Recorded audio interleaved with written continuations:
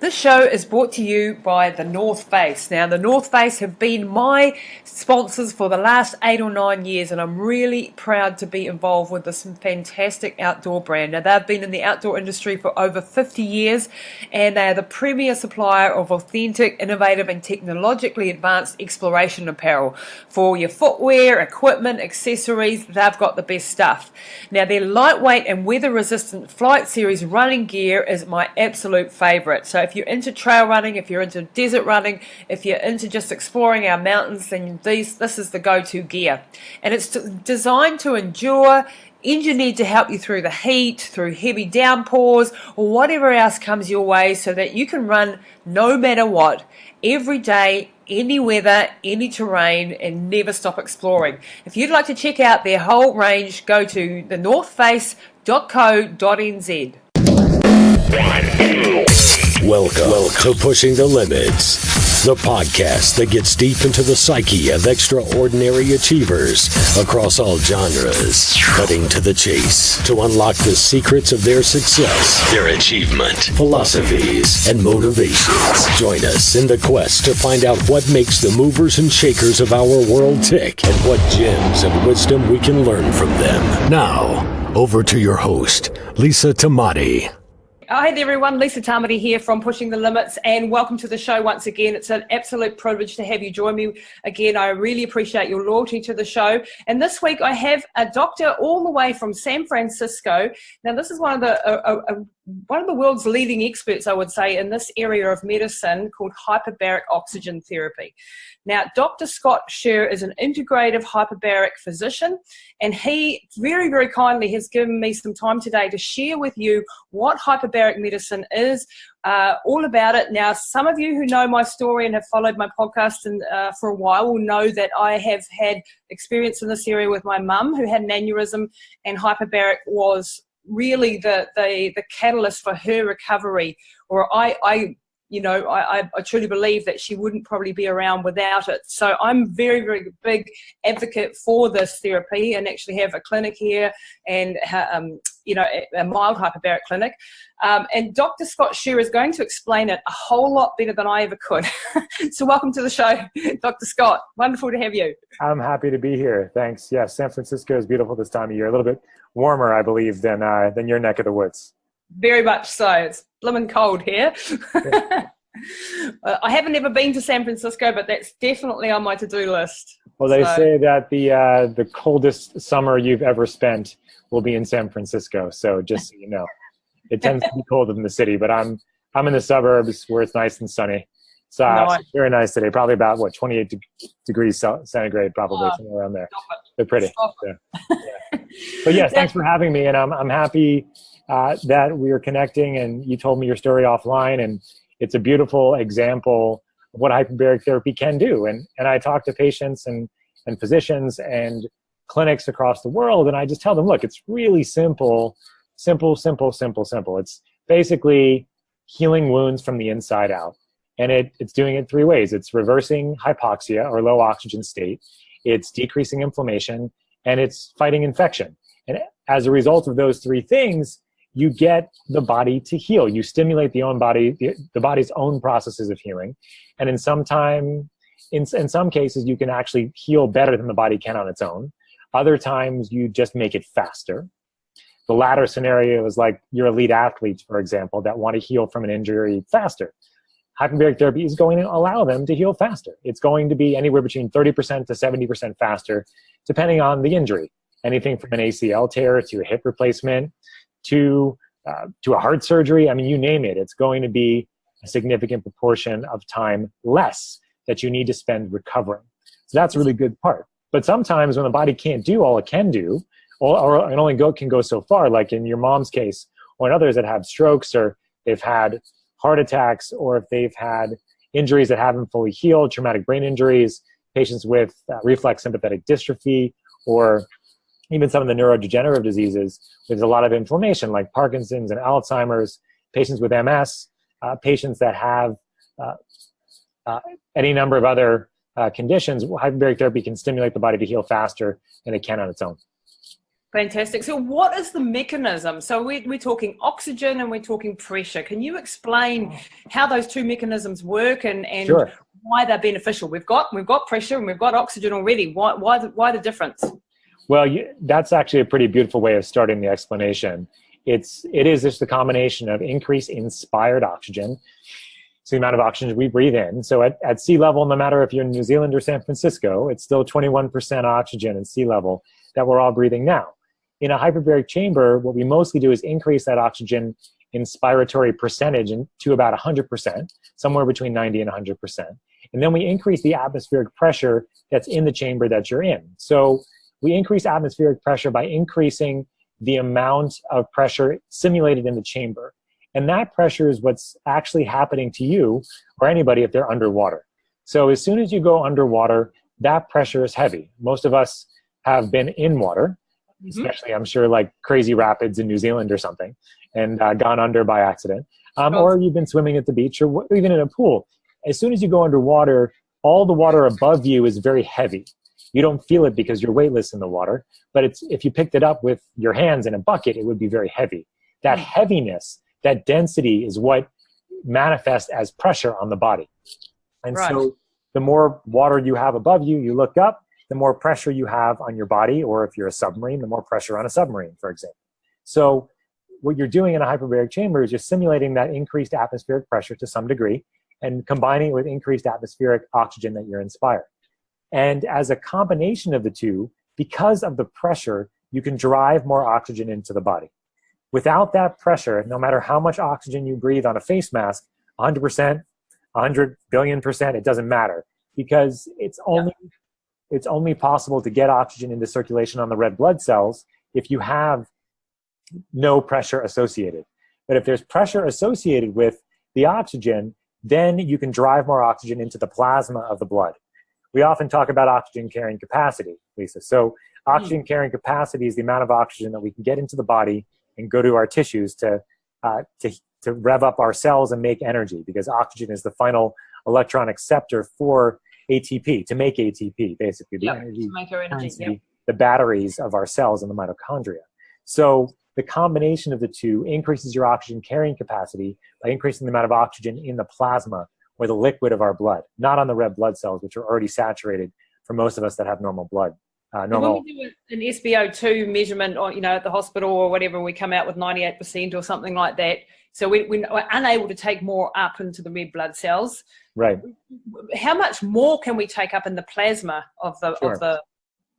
So on a pulse oximeter, the ones you put on your finger, that's going to measure how much saturation of red blood cells you have in your body. Okay. Yep. After they go through your lungs and they get saturated with the oxygen that we're breathing.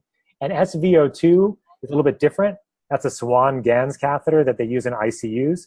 That can measure the combination of oxygen saturation both in the red blood cells and in the plasma. Wow. Just to clear that up. But you don't want to float a swan in somebody, like that's an ICU. We don't even do that anymore in the ICUs. Well, we can do these calculations though because of that data. And so we're getting about 1,200% or more oxygen into circulation using pressure. So at 3 ATA, 3 atmospheres absolute, which is the equivalent of 66 feet of seawater. I don't know the meters, sorry. 20-something meters, yep. At that level, you can saturate so much oxygen into the body that you actually no longer need red blood cells to maintain your oxygen carrying needs. Okay? Wow. And this is done therapeutically in patients that are Jehovah's Witness and don't want red blood cell transfusions.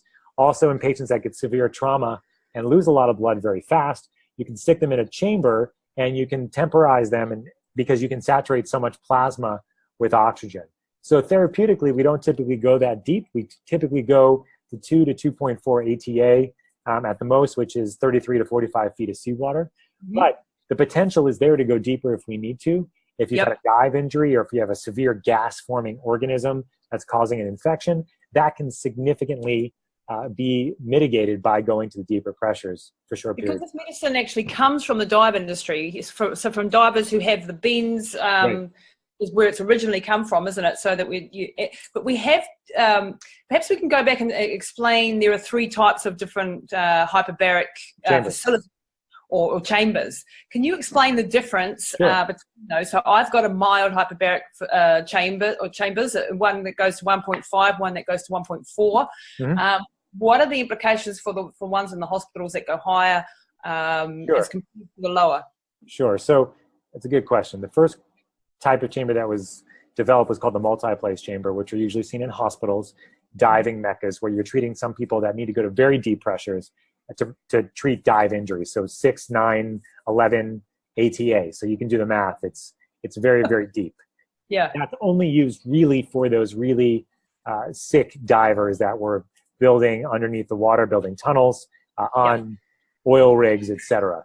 But the second type of chamber was developed, what's called a monoplace chamber. That's also a hard, so the multiplex is a steel chamber. The monoplace is either a steel or it's acrylic plastic, acrylic glass even, chamber that can go to about 3 ATA.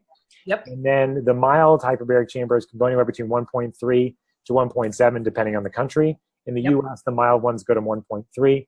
It sounds like in New Zealand, they can go a little bit deeper. So the reason to use the different chambers really depends on the indication for hyperbaric therapy.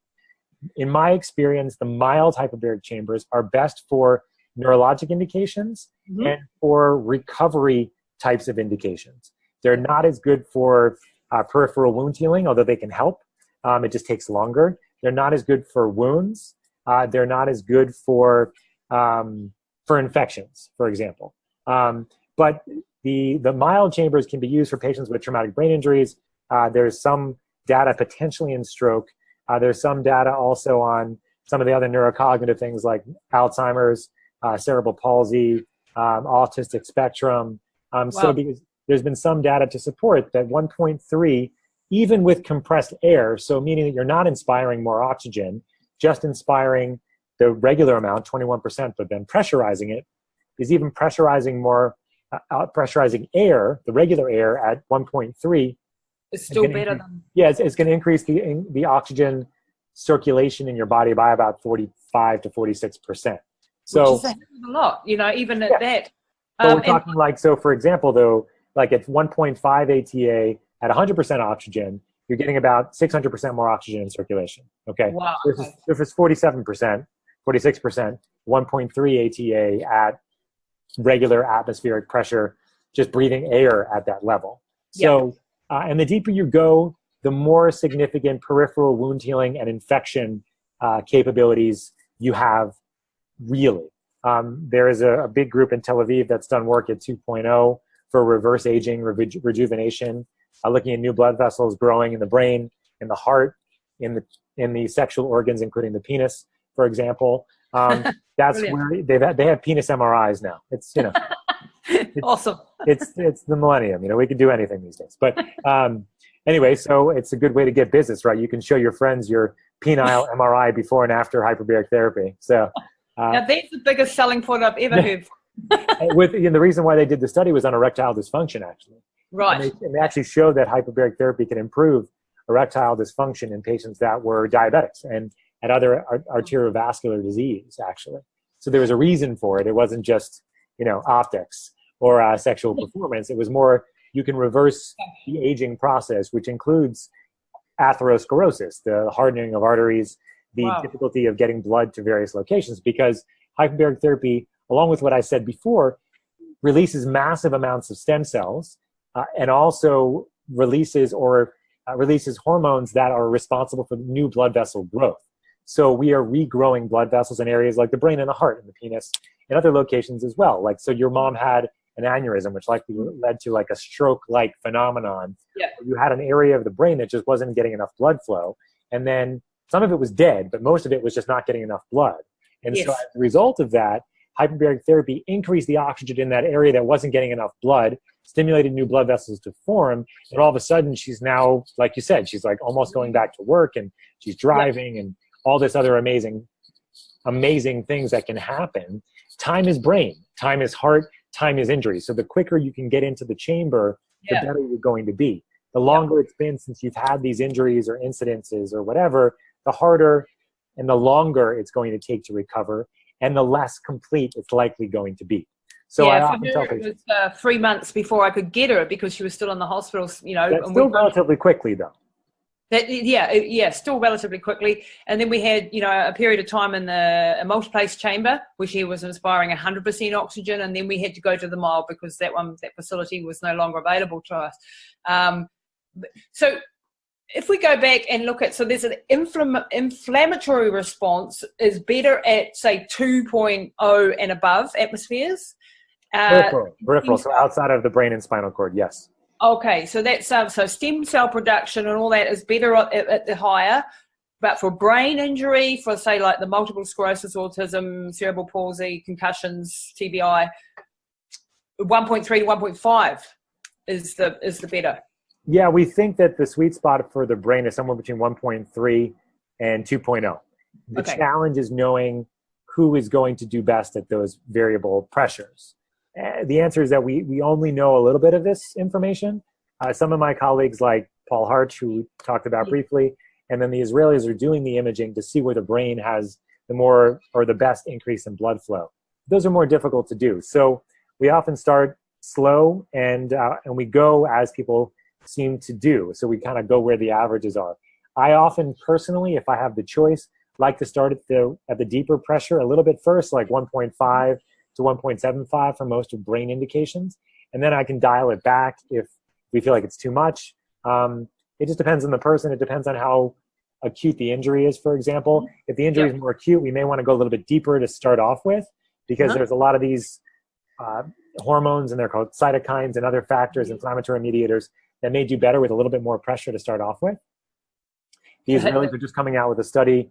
Actually, sorry, the Chinese are coming out with a study. The Israelis did some work with them to help to write it up. But it was on, I think it's going to be about 400 stroke patients is what I hear, and all getting hyperbaric therapy within a very short window after the strokes and having significant improvements.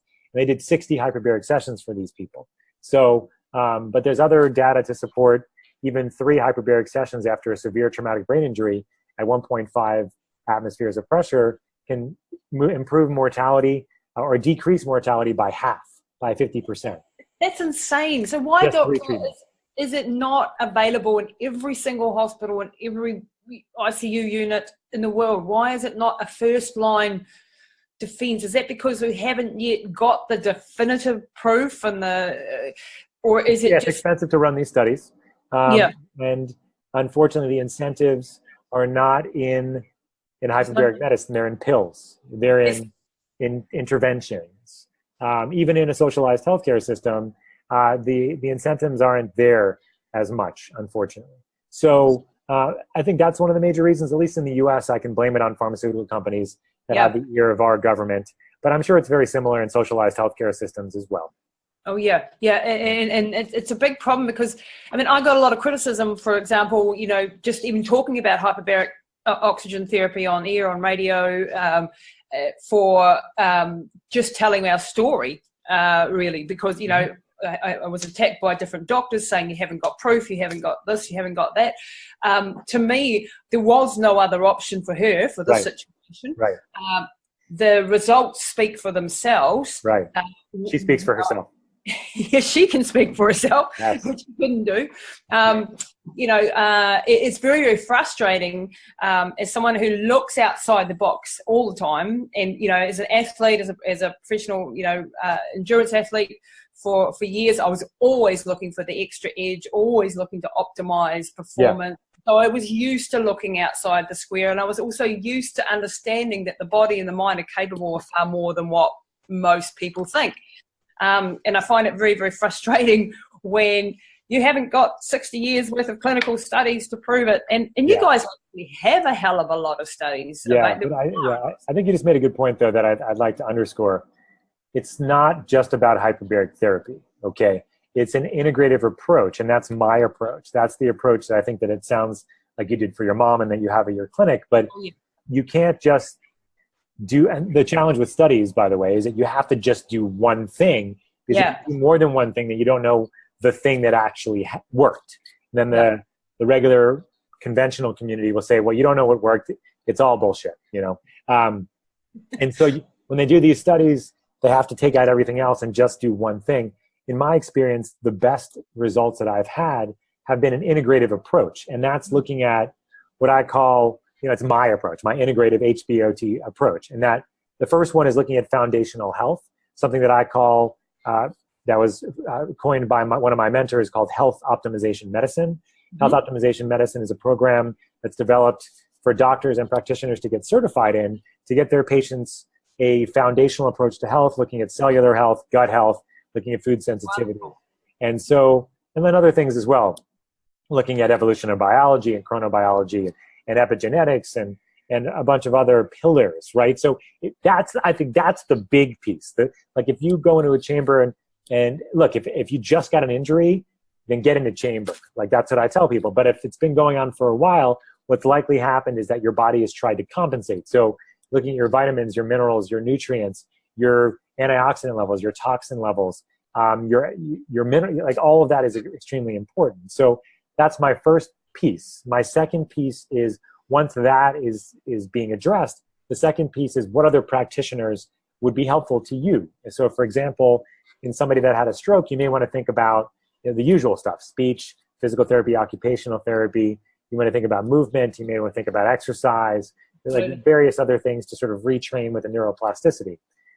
After that, you're looking at technologies. You're looking at somebody that could potentially benefit from other technologies like neurofeedback, pulse electromagnetic field technologies, infrared saunas, cold thermogenesis. There's lots of others that I could think of. Yeah. So then that's the next box. And then the last box really is hyperbaric therapy, right? So then that's kind of my four-pronged approach. And so you have those four pillars for me that obviously involve a lot of different things with each of them. But you need to tailor for each individual. So if it's an endurance athlete, you're like, okay, everybody should be health optimized. I said that. And then what other practitioners might be helpful? So I have a friend here. His name's Austin Einhorn. He runs a place called the Puros. I send everybody to him because he's like this movement guru, intuitive dude, right? And then I have others that I work on with endurance specifically or muscle training specifically. And then I think about, well, how can I use hyperbaric therapy as a compendium to that? Do they want help with endurance? Do they want help with recovery? Do they want both? All of that will change my protocols, right? And that's what I'm looking to do. And then, of course, neurofeedback and others as well. So, it's fun because everybody's different. And this is the wonderful thing that I can see slowly starting to take place in the world of health science and breakthroughs. And there seems to be a mixing slowly of the alternative, what was seen as alternative, in with progressive doctors like yourself who have gone, hang on, the straight traditional school medicine is very much inside that box and is not looking left or right. These other things can add their part to the puzzle. And that's very much, I did it reverse with mum, in the fact that she had absolutely nothing. So physical therapy and that was very limited, and I couldn't, right. She had no memory, she had no speech, she had no ability to even chew or, anything. So I had to get a basis to work with. And from then I took an absolute multi-pronged approach. And some of the things that I tried out with her were, waste of time and money. A lot of the technologies and things that I did try out. But the combination of the physical therapy combined with the hyperbaric, combined with the diet, combined with the nutritional supplementation, the testing that I did. And, I'm not a doctor, but that integrative approach is the result that I've seen is because of that entire approach. Right. Nutrition is a big part too, I should say. So I want to make a point there. I know you kind of mentioned it, I think a little bit, but nutrition is also a big piece. So if people don't want to change their diet, no matter what happens in a chamber or what other integrative aspects that you approach with them, it's going to be at a significant handicap, because you're just not going to get the results that you'd like optimally. And I've talked to the Israelis about this. You have people going through rejuvenation protocols, getting massive amount of stem cell release, improved brain health, all of this, and they're going to be back if they don't change what they do, right? So, and some people are okay with that. Other people, I hope at least, I think one of the things that I have found is that once people start feeling better, they start getting more invested in their health. Right? They start getting more invested in how they feel. And I think that's one of the gifts of hyperbaric medicine, is that you can get people feeling better quite quickly, actually, in a lot of cases, especially if it's an acute injury. And then all of a sudden, they're kind of ready to go. What's the next thing that they can do to help them? It's getting that motivation, isn't it? And one of the interesting areas with hyperbaric is that your cognitive function, your ability to think better, clearer, all of that is a part of this. So it actually can reverse brain aging, from what I understand. Yeah, you're getting new blood vessels growing in the brain. I mean, after about 45, 50 years old, in a regular person, so if you're a diabetic even earlier, or if you have chronic inflammatory disease, autoimmune disease, you're going to start losing blood vessels in your brain. An MRI, straight MRI of a brain of somebody 50 years old and above will usually show something called non-ischemic changes. Small vessel ischemia. So basically what that means is that small vessels in the brain are starting to get flicked off. This is what we call senile dementia. We can't remember where we put our keys, but we can remember what we did 50 years ago. Yes. We can't remember where we were 2 minutes ago, because the frontal lobe, the front of our brain, tends to be a place that loses blood vessels faster. The other area where we tend to lose blood vessels faster is someplace called the hippocampus, which is where we actually build new memories, new neurons, and that slows down over time as well. And we know hyperbaric therapy can regrow blood vessels in the hippocampus and in the frontal lobe specifically, and we know it can make new neurons in the hippocampus as well. Right, fantastic. So is there a if we have optimum nutrition or optimum vitamins, like for example, I've heard that having vitamin C infusions combined with hyperbaric can be very powerful. Is that sort of thing, does it increase the efficacy of vitamins and nutrients when you have hyperbaric? Well, I think it depends on the situation. Specifically for IV vitamin C, you have to understand why we're using IV vitamin C in a chamber, for example, right? So IV vitamin C, depending on the dose, usually it's given at a higher dose, is actually an oxidative stress on the body. And what that means is basically it causes free radicals in the body, and those free radicals can be used to help fight infection. It also can be used to help fight cancer potentially as well. Hyperbaric therapy is also an oxidative stress. It's a stress in the body that causes more oxidative reactions, more of these free radicals to help the body rev up its own natural antioxidant capacity.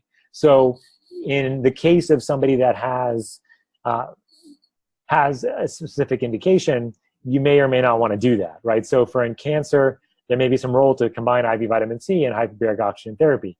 But in patients that have already a significant proportion of inflammation, you have to be careful. So if you have chronic infections, for example, you can get into trouble if you're using high-dose IV vitamin C along with hyperbaric therapy.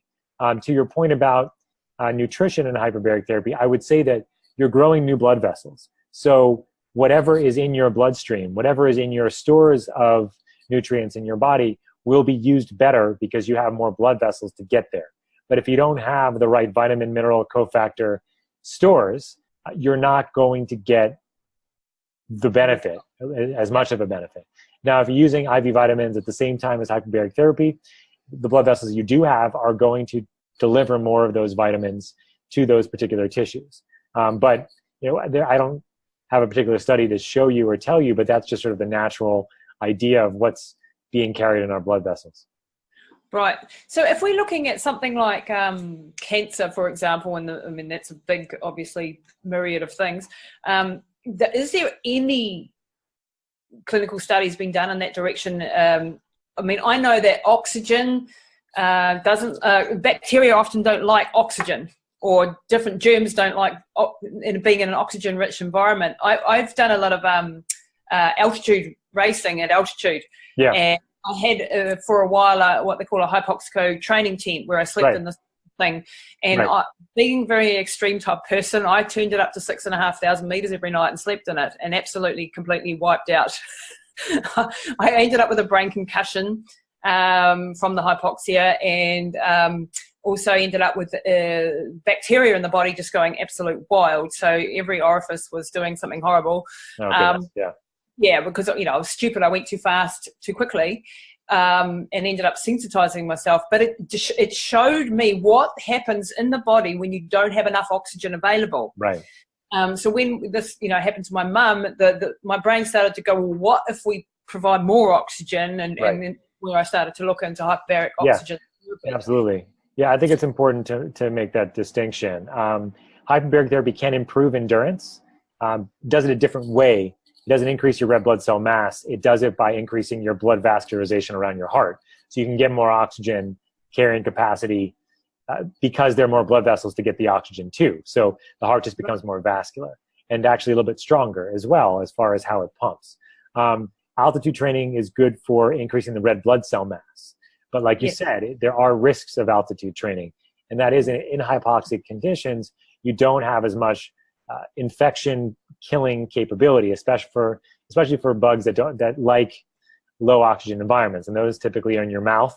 Those typically are in your gut. That you see those bacteria grow more in low oxygen environments. And one of the reasons why you're more susceptible to infections when you're on a plane, for example, on an airplane, is because you're at a pressurization of about 8,000 feet, or I guess about 2,000 meters or something like that, right? So because of that, you're at higher risk for getting infections than you would be at sea level.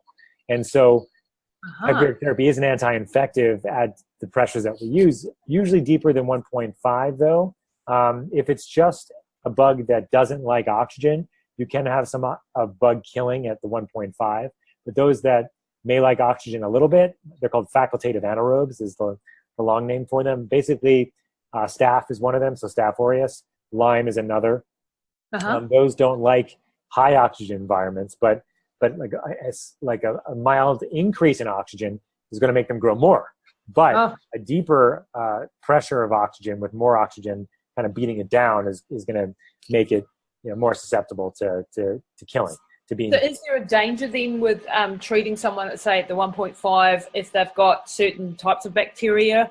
If they have oxygen-rich environment, oxygen-rich bacteria that are pathogenic or ones that are causing infection or disease, I'm always careful because I have seen people get worse at the more milder pressures if they have these bugs floating around. It's one of my pet peeves with the mild hyperbaric chamber business is that they say it can do everything a hard chamber does, and in my experience, it just hasn't been the case. No, fact, you have to be very careful. Like, they can be used very well and very significantly help people in the right situations, but you have to be careful that at least in my mind, what those situations are. Absolutely, and there isn't a lot of material around to understand all of this. So, in regards to the big C, to cancer. Cancer, right. Yeah, is there any proof around it being helpful? At what pressures would it be helpful? Sure. I mean, I know, we've all got to be very careful what we say. You can't go around claiming great things, but cancer and hyperbaric therapy, it's very simple. Hyperbaric therapy is not a treatment for cancer itself. It can be a synergistic treatment. There's some data that it can help with chemotherapy being more effective, with radiation therapy being more effective. It can help from a cancer surgery and recovery. It can also be combined with something called the ketogenic diet. There's some data in mice that the combination of hyperbaric therapy with the ketogenic diet can help kill more cancer cells. It's not a cure for cancer, but it seems to be able to help kill more cancer cells. Now you combine that also with more conventional treatments is where things are going, and we're having some exciting data to support the combination of hyperbaric therapy, the ketogenic diet, along with conventional chemotherapy and radiation, for example. Wow. So the pressures that we're using, for the most part, are deeper pressures, so somewhere between 2.0 and 2.4. There is a clinic in Seattle, or just outside of Seattle, run by a naturopath named Paul Anderson. He does 1.3 to 1.5 ATA in his chambers, along with a significant protocol that includes a number of different modalities along with hyperbaric therapy. Something called dicarboxylic acid, DCA, along with the ketogenic diet, ketone supplements. So lots of different modalities. So, he doesn't have any data, like any randomized control data, but he's having some good outcomes in his patients. And so I don't disregard the potential for 1.3 in cancer, but I haven't had experience with it myself, and I don't have the capacity to really do that. So I often treat it to deeper pressures in combination as a synergy. One more point on cancer is that there's no evidence that hyperbaric therapy makes cancer grow, that makes it worse, that makes cancer return. There's some data to support the opposite, like a mild regressive effect. Again, not a cure at all, but a synergistic approach. Yeah. So I'm always very careful. Like you said in the beginning, hyperbaric therapy is not a treatment for cancer in and of itself. It is a synergistic approach with a multi-modality treatment being the most optimal, we think. There's not a lot of great data yet, but there's more coming. And the keto world is very interesting, not only in cancer, so the ketogenic diet with hyperbaric therapy for wound healing, for example, is very interesting. Toleration of chemotherapy on the cancer side. So lots of very exciting things that we're seeing. No, fantastic. So from an athletic point of view, if we go back to athletes looking for optimization, I mean, I've always struggled with the low VO2 max, just genetically not gifted with a very high VO2 max. Can I increase my VO2 max when I'm in a hyperbaric, even like a mild hyperbaric facility? If I have a protocol of treatments, is that going to increase my athletic ability, my ability to recover? The answer is that I can say at 2.0 for 60 treatments, what they've done in Israel, they're increasing VO2 max, hands down. And they're doing that by increasing the number of blood vessels that are supplying the heart, like I was chatting about before. We don't have the data to support its use in the mild chambers yet. My experience right now would say that there is the potential that you can do that. You may need to combine modalities to really see that effect. So some of the clinics and people that I'm working with, so I consult for clinics, I can consult with patients directly, I consult for teams, for organizations as well. So some of the anecdotal data I'm getting so far is that if you combine hyperbaric therapy with another microcirculatory stimulus, you may have the effect with the mild chambers. That would be low-level light therapy, for example. Or that would also potentially be pulsed electromagnetic field technologies. Yes, so those are the two that we're combining hyperbaric therapy and seeing some significant potential in their effect of VO2 max, but it's still very preliminary, and I can't say for sure, but very exciting. What about muscle recovery, muscle growth? We definitely know that angiogenesis is a part of it's creating blood vessels. So the athlete who's trying to get optimum performance, should they be including a protocol of hyperbaric medicine in the build-up when they're in the acute phase of the competition or in the off-season? Yeah, good. That's a really good delineation. I don't have a lot of data yet, right? I'm working with individual athletes, but what we're looking to do, given the research that's coming out, is ideally you do a VO2 max optimization protocol first, which would be anywhere between 40 and 60 hyperbaric sessions in the off season when you're not actively training.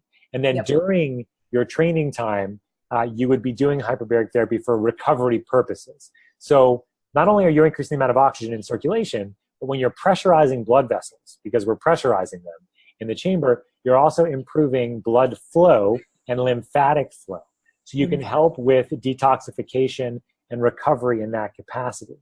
So you need to have all the detoxification machinery in good order. The challenge with elite athletes like yourself and others is that they deplete themselves because they train too much and they train too hard.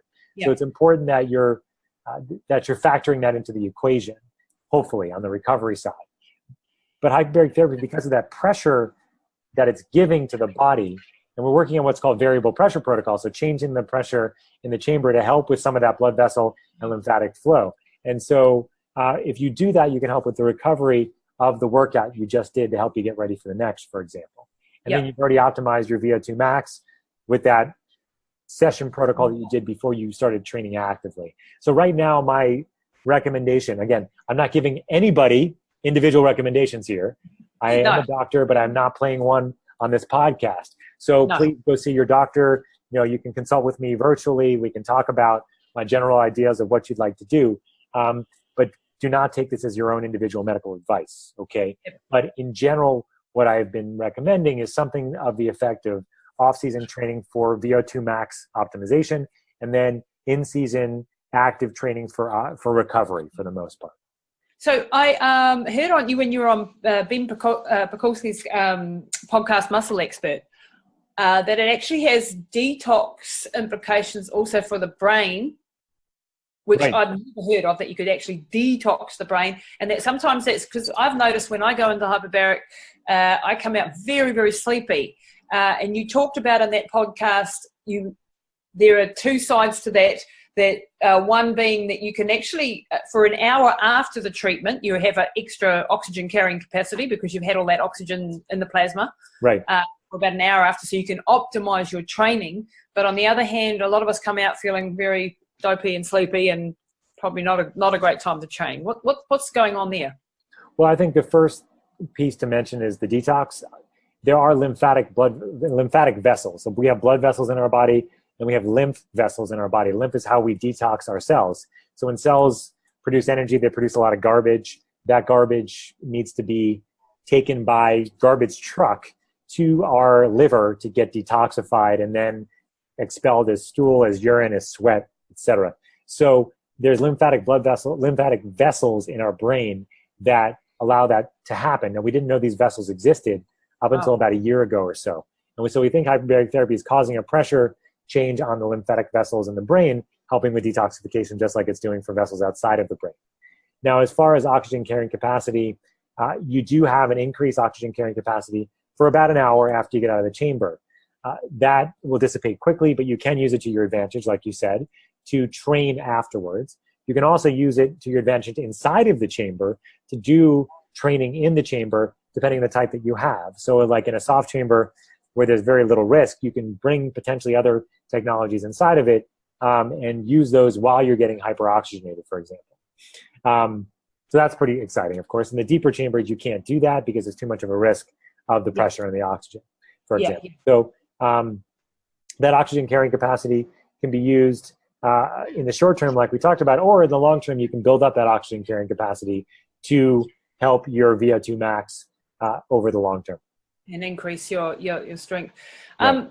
So where do you see, Doctor, just to wrap up now, coming to the end of our session, where do you see hyperbaric going from a world view? I mean, I would love to see a heck of a lot more clinics popping up. Obviously, as you've mentioned, the mild and the regulations around the hard chambers, the medical grade facilities, the costs are prohibitive. The cost for clients to come in, you're talking, $300 a session, around about New Zealand dollars for the ones here. It's very prohibitive. So the mild hyperbaric facilities are the what's mostly accessible for people. There is obviously some problems around that. Where do you see, where are all these studies going, and is it going to spread around the world and be more available? I think you're going to see it in two ways. I think you're going to see it being developed as a non-medical, anti-aging, reverse aging, rejuvenation treatment that's going to be part of an integrative diagnostic and therapeutic suite of services. So I see that happening. That's going to happen. And that's going to be at the hard chamber level.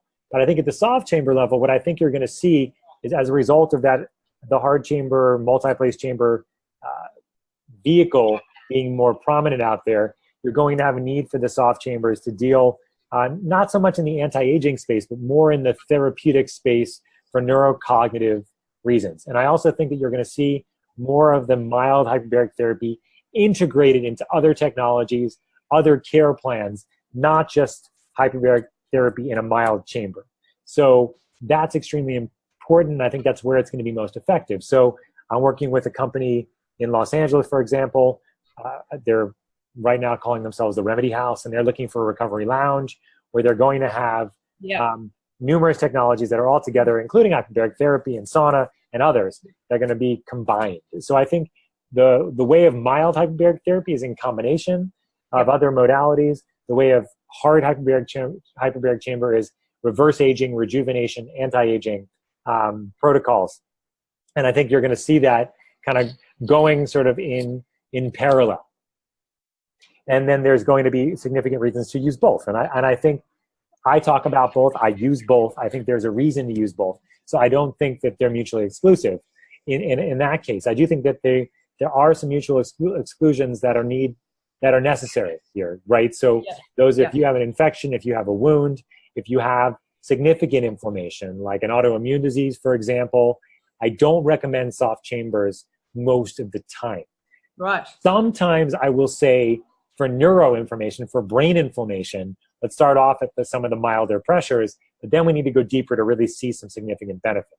Like I've had rheumatoid arthritis patients, for example, do very well at the deeper pressures. Yep. I've had Lyme disease patients do pretty well at the milder pressures, but then you need to go deeper if you're actually going to start killing bugs instead of just dealing with some neuroinflammation. So they're mutually exclusive in some ways and not in others, I guess is the best way to say. But I think there's a utility for both. It's a shame that it's not more accessible for most people, and it's very difficult for us to get anything but perhaps the mild facilities. Like in New Zealand, we have 3 hard facilities that I know of, Auckland and Christchurch hospitals, but they're only funded for wounds and diabetic wounds and gangrene and burn. Yeah, and so a multiple sclerosis sufferer or a cancer sufferer, or no one else has access to these facilities ever. And so, the mild is the only option. And that's why it's good to understand what the mild can be used for and where its limitations lie. It's an ever-changing area of medicine. Look, Dr. Scott, you've been absolutely wonderful today. You've been so generous with your time. You're one of the world's leading. So it's been just a mind-blowing thing for me to have you as a guest to my show. My role here is just to get the information out. I really feel the more people that can hear it, the better I think as a human race we are going to be. I don't mean that from an ego perspective at all. I really see that as hyperbaric medicine is a vehicle for rejuvenation, for health, for optimization, and it also allows people to take that deeper dive, no pun intended, into their health. And so my role here is an integrative guy. Hyperbaric therapy is just a piece of that. It's a synergistic piece. I call it the ultimate synergizer, the ultimate accelerator. And so take it as that. Except if you've just had an acute injury, it's those things as well. But just don't worry about a whole lot else. Just try to get into a chamber if you can, and because it's going to stimulate your body's own natural healing capability. Absolutely. So, Doctor, where can people get hold of you if they want, individual, even virtual consultations, athletes or people that have had, whatever happened to them? How do they get in contact with you? So, I do education, advocacy, and consultation across the world, New Zealand included. And so I do that mostly through my own personal website called integrativehbot.com, the word integrative and the letters HBOT. You can also just type my name into Google, Scott Sherr, MD, Sherr, and you'll find me there. I also sometimes tweet on Twitter at Dr. Sherr, DrSherr. If you just type in my name in Google, a lot of podcasts and a lot of media that I've done will pop up. The funniest thing is, like, the one that's been seen the most is the first one that I did like 5 years ago that I can't even look at without cringing. But it's one from a local facility, a local group here in the Bay Area. It's got like 40,000 downloads, and I'm like, oh my God. Like, I can't believe that's the one that everybody watches, but that's what they watch. So we all have those interviews. It's all good. I mean, at least it's a vehicle for them to learn about it, I guess. Absolutely. And all publicity is good publicity, really. Yes, and I just want to thank you for taking the time. Lisa, this is great. Thank you so much, excuse me. And I'm really happy that you connected with me, and I wish you the best of luck with your practice. Oh, thank you so much. I hope we can see you in New Zealand, returning to here, and perhaps organise a meeting or a talk somewhere in one of our major cities. And wouldn't that be fantastic? You never know. I would love it. All right, Dr. Sherr, thank you so much for your time today. Okay, you have a great day. Cheers. Bye.